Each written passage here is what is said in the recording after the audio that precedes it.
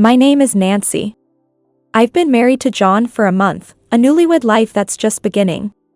While there's no looming shadow threatening our marital bliss, I'm still trying to figure out how to interact with my in-laws. John's parents, Margaret and George, live nearby, as do John's brother, Mike, and his wife, Sarah. Most of the family matters had been handled by Mike and Sarah until now, and they told us we could leave everything to them going forward. Being the second son, John was also told by Mike and Sarah at our wedding that they would take care of most things. Mike and Sarah are really good people, and that gave me peace of mind. However, what I didn't know was that their willingness to help was to protect us from becoming victims of Margaret's meddling. I was shocked when John told me that due to Margaret, Mike and Sarah had nearly divorced once. What? Mike and Sarah? But they seem so close. What happened exactly? Even when I pressed for details, it seemed John didn't know much. I was living away from home at that time, busy with work all day, so I don't know the details. They said it's all in the past and wouldn't tell me more. Asking John, who didn't know the details, was pointless. But asking Mike and Sarah would mean reopening old wounds. So, I decided to ask Margaret about it when we visited to give her a souvenir from a trip John and I took. I heard Mike and Sarah almost divorced once. Do you know why? Immediately, I realized I shouldn't have asked Margaret this question. Margaret, with a blend of concern and irritation marking her expression, reluctantly set down her coffee mug on the kitchen island after my inquiry. Nancy, could we possibly steer clear of indulging in such baseless rumors? It undermines the very respectability of our household. I had never pegged you for one who revels in gossip, she remarked with a tinge of disappointment.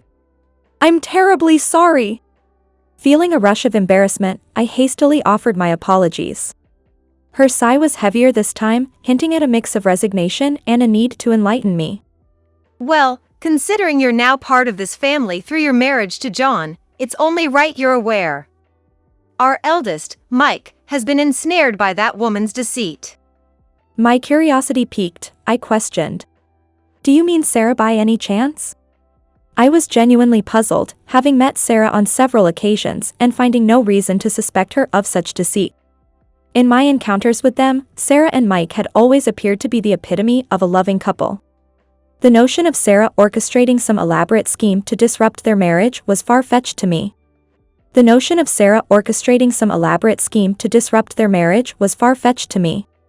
She had been employed, can you believe it?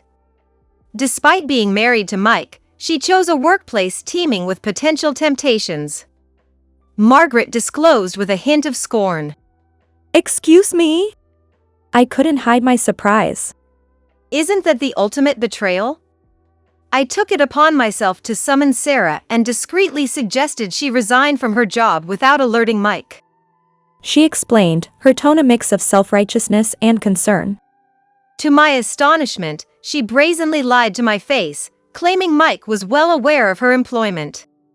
Margaret continued, her dismay palpable. I recalled that Sarah was associated with a prestigious advertising firm, a connection made through Mike's professional engagements. If quitting her job was never a topic of their discussions, Mike's awareness of her career seemed perfectly normal. The layers of misunderstanding and misinformation began to weigh heavily on me, muddling my thoughts. Therefore, I made my stance clear. If she insists on working clandestinely and entertaining the thought of other relationships, all the while deceiving me, she has no place in our family. That's why I initiated their divorce proceedings, Margaret declared with a finality that brooked no argument. Hold on. You're referring to a divorce between you and George? I was thoroughly confused now. Margaret looked at me as if I had missed the entire plot of a long-running drama. What on earth are you implying? I'm obviously talking about Mike and Sarah's divorce. It should have been clear from our conversation. Then, did Mike and Sarah actually consent to the divorce before you proposed it? I probed further, seeking clarity amidst the convoluted family saga. I took the liberty of drafting the divorce myself, under the assumption that it was Mike's desire. She confessed, a trace of pride in her action. Wah! I was speechless, the implication of her actions dawning on me, forgery of a significant document. It seemed miraculous that a major family crisis was averted, likely intercepted by a more level-headed family member before Margaret's intentions could materialize. In the end, the looming cloud of a potential divorce between Mike and Sarah thankfully dissipated. I never imagined that the root of their marital discord could trace back to Margaret, my seemingly sweet mother-in-law. It was a revelation that caught me off guard, to say the least. Margaret, sitting across from me in the living room that had always felt so welcoming, didn't seem to grasp the gravity of her actions. She leaned back, a look of perplexed frustration crossing her face as she sighed deeply, the air heavy with tension. You know, Nancy. She began, her voice carrying a mix of hope and conspiracy. Last time my efforts were unfortunately blocked. But now, with you by my side, I think we might stand a chance. What do you say? Shall we work together to make sure Sarah finds herself outside of our family's circle? Her words hung in the air, an unspoken challenge between us. What? No, absolutely not. I found myself responding more sharply than intended. My tendency to speak without filtering my thoughts, although usually kept in check, had failed me in that moment. The shock on Margaret's face was unmistakable, her eyes widening as if she couldn't believe what she was hearing. It was clear she hadn't anticipated such firm resistance from me, especially since I was the newest addition to the family. I mean, I work just as hard as Sarah does. In today's economy, saving up money before having children isn't just smart, it's essential. The reality is, both partners working has become more of a necessity than a choice. I tried to explain, hoping to bring some sense of modern reality into our conversation. Margaret, we're all earning average salaries here. We're not living in a mansion with unlimited resources. I continued, my words aimed at painting a clearer picture of our financial landscape. The choice to be a stay-at-home parent is valid, but we want to ensure that our future kids have the freedom to follow their passions, without being held back by financial barriers. I added, hoping to appeal to her sense of family and future aspirations. As I laid out our plans and hopes for the future, I noticed Margaret's complexion turning a deeper shade of red, a visual cue of her growing irritation or perhaps a realization of her misjudgment. I recalled a conversation with John, where he hinted, You and Mom might have some differences. That caution, which I had brushed aside under the guise of polite familial interactions, now echoed loudly in my mind. Despite my better judgment, I had let my guard down and voiced my true thoughts. Margaret's intense gaze fixed on me, and after a moment of tense silence, she spoke in a low, measured tone. So, you're that kind of person. The chill in her voice was palpable, but it didn't deter me. I had grown too, into someone who stood firm in their convictions, unwilling to bend to the whims of someone not directly involved in my marriage. Furthermore, Margaret, forging someone's signature on legal documents like a divorce application is not only deceitful but also illegal. While it may not have been addressed seriously before, any such actions now would certainly not be overlooked. I warned her, hoping to dissuade her from any further underhanded tactics. Her response was a deeper frown, a sign that my message had hit home. Feeling that I had made my stance clear and that further engagement would not be productive, I decided it was time to withdraw. I have dinner waiting to be prepared at home, so I'll be taking my leave now, I said, standing up to leave. As I walked out of the in-laws' house, I couldn't help but feel a mix of relief and apprehension. The confrontation had been uncomfortable, but necessary. Returning home after a long day, I sat down with John to discuss the day's events, particularly my unexpected conversation with his mother, Margaret. John's eyebrows shot up in surprise as he questioned, Why, of all topics, did you choose to discuss his brother and sister-in-law with Mom? His tone mixed with disbelief and concern echoed in the silence of our cozy living room, a space usually filled with laughter and shared memories. I couldn't help but reflect on my actions, realizing that my curiosity might have inadvertently opened Pandora's box. Admitting to ourselves that there was no turning back from the conversation that had unfolded. We decided it was only fair to bring Mike and Sarah into the loop about everything, from the discussion itself to Margaret's responses. Their reaction was a mixture of astonishment and concern, with Sarah asking, You could have easily deflected the conversation. Why go head to head? Her question lingered in the air, prompting me to introspect further on my choices. In our family, direct confrontations were rare, especially with Margaret. As John and I maintained a comfortable distance, and George, ever the watchful guardian, ensured she didn't engage in any unwarranted criticism towards her daughters-in-law. Despite the initial turbulence, Margaret's silence in the weeks that followed served as a bittersweet reassurance.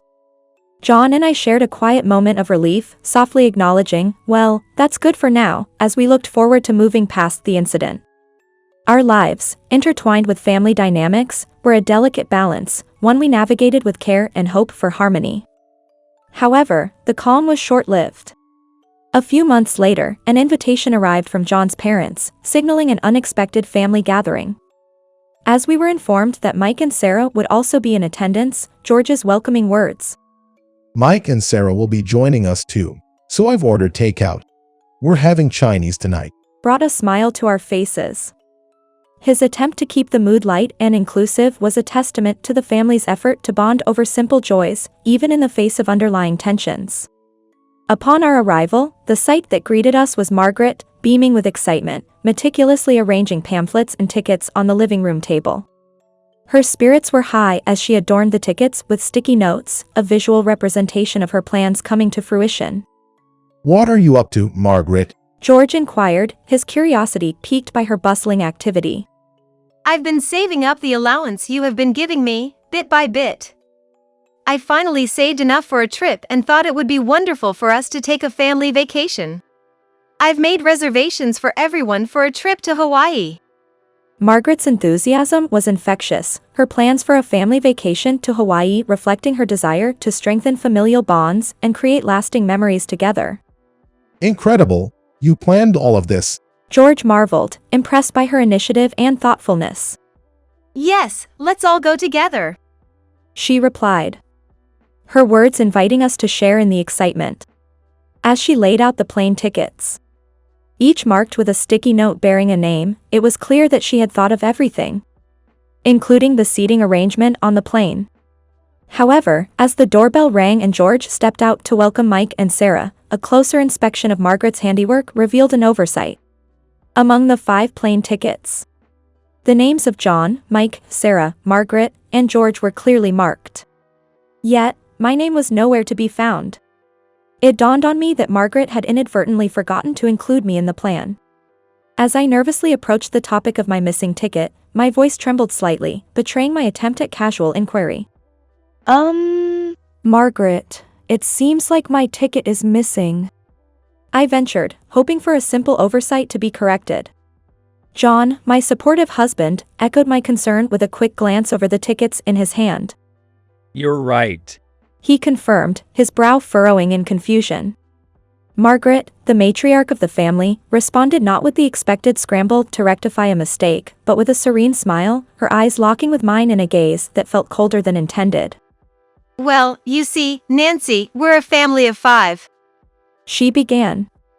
Her tone was disarmingly calm. We don't make a habit of acquiring tickets for those outside the family circle. So, the tickets we have are strictly for family members.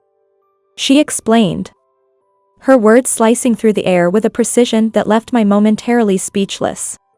Stunned, I stood frozen, my mind racing to piece together the implications of Margaret's words.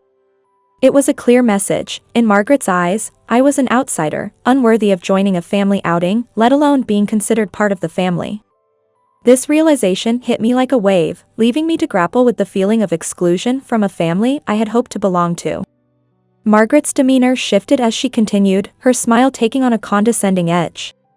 I've always found it difficult to get along with people who are too outspoken, like you.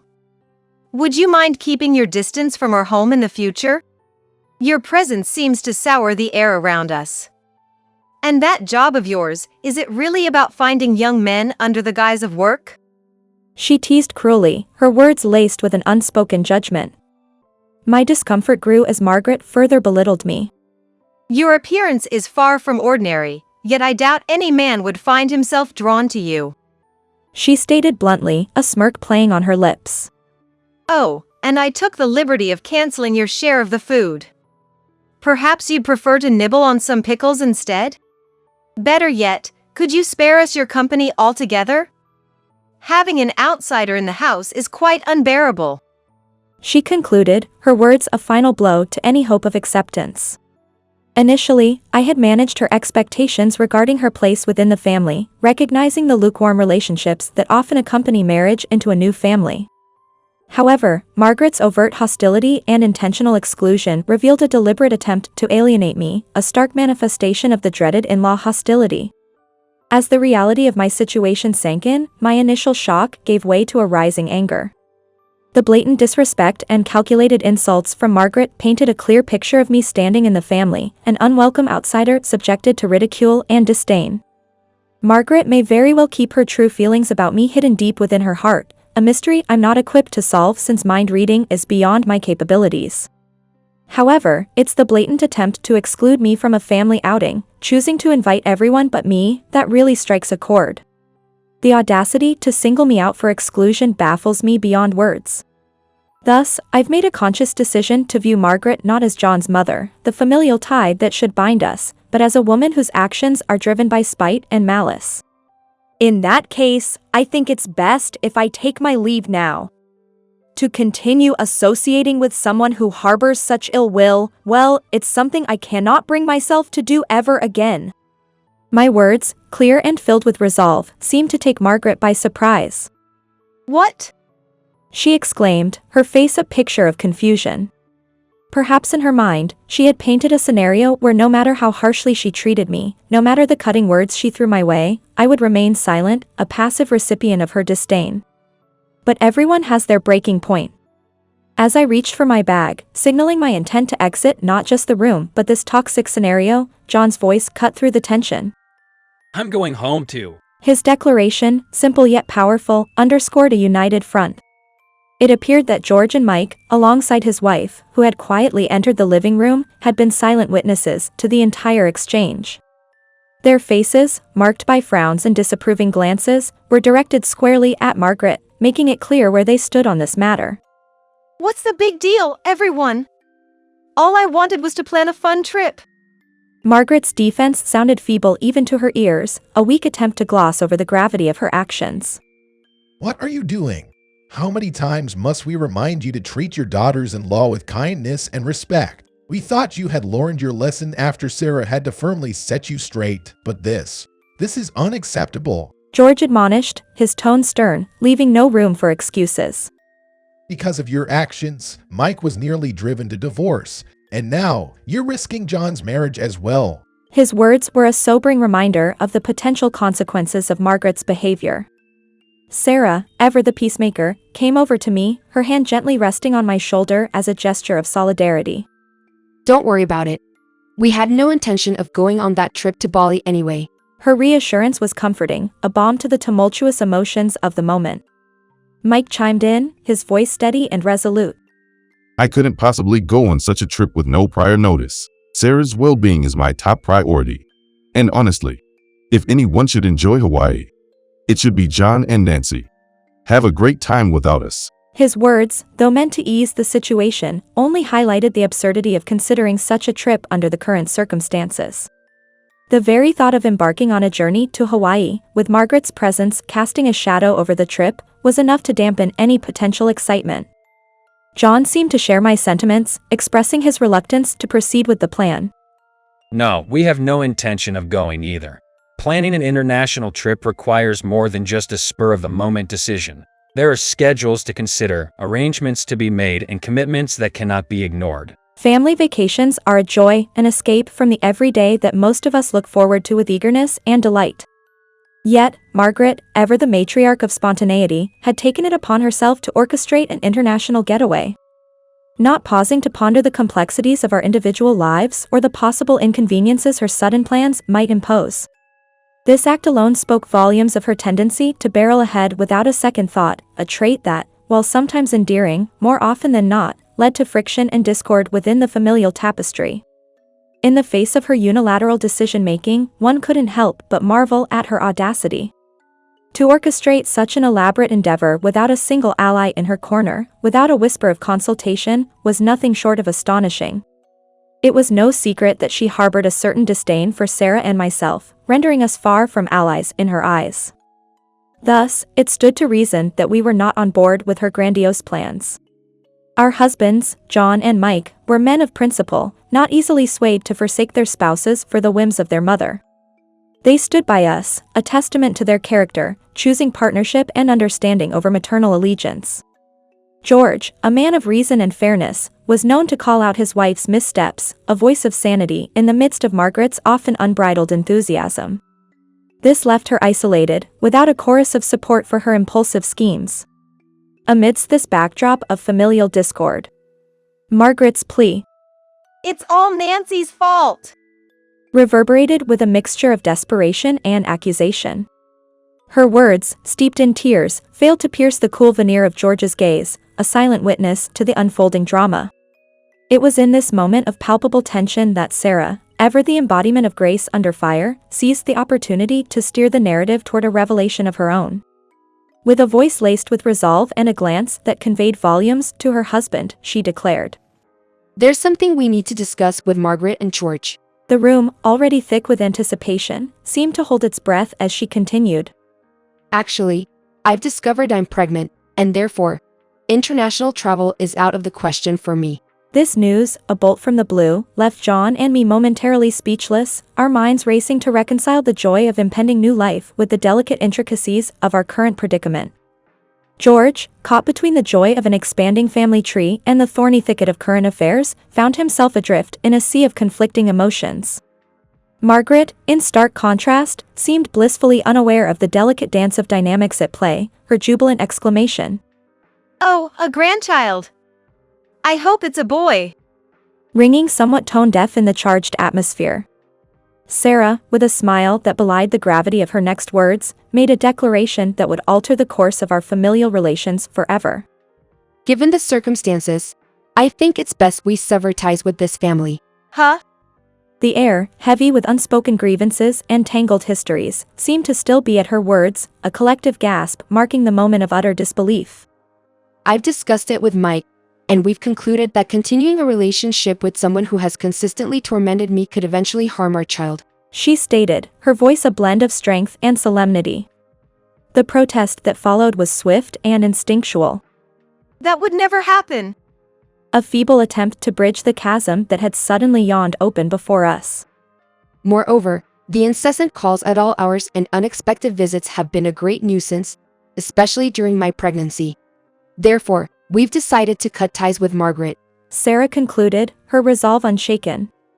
In the wake of her bold proclamation, Mike's gentle embrace served as a bastion of support, a silent vow of unity in the face of adversity. Margaret, the mother-in-law, had reached a point where her intrusion into our lives as a married couple was no longer tolerable. Can this really be happening? Mike, are you seriously okay with this decision? You do realize this means you won't see your mother anymore? He was asked, concern lacing the tone. Mike responded with a seriousness that filled the room. What I must protect above all are my wife, Sarah, and our children. Remember what I said during that tumultuous divorce period. If things didn't improve, cutting off ties was a possibility we'd have to consider. The decision to sever ties came after Margaret's refusal to change her ways. It was time for her to acknowledge her faults. Mike let out a sigh, and in that moment, Margaret sat down heavily, as if the weight of the world had just settled on her shoulders. Watching Margaret collapse in despair, John, who was beside me, voiced out, "Then, it's settled.